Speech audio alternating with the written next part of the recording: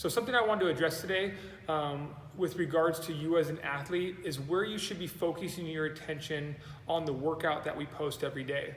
So we post 3 different variations. We post the foundational version, which is the fitness, the slightly scaled up version, which we call our intermediate version, and then we have our performance version of the workout, which would be the most challenging version of that workout.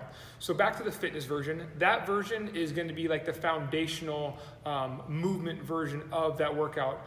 It still attacks the same stimulus that we're looking for through all the different variations of the workout, but we're going to be focusing mostly on the foundational movements that we do in functional training. That's also the version that if you're still newer to the program, where you should definitely start off.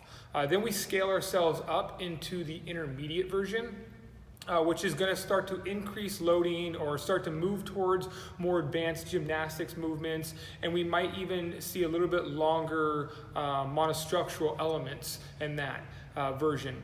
Now the concept there is that we've not only kind of started to develop the understanding of each movement and being able to really hone in on the mechanics and the consistency of those movements, but we also have started to really hone in on our nutrition. We're starting to be able to understand what we should be intaking regularly so that we can start to increase our intensity and our body can start to help itself recover a little bit better with better nutrition. Then we have our other version, the most challenging version, our performance. That's going to be the heavier loading, more advanced gymnastics movements, and it's definitely going to be the highest intensity relative to everyone version of the workout. Now, that version is kind of reserved for those people that have been doing CrossFit for quite some time. They have complete competency in all the movements that we do or that might be in that particular workout for the day. They also understand the nuances of the mechanics, and they're very consistent with those mechanics. They've also been training and understand where they're at with regards to those heavier loads and what they can and cannot move. They understand where they're at with regards to gymnastics. And they have a pretty good depth of conditioning so that they can handle the intensity over the duration of the workout and not break down in those mechanics.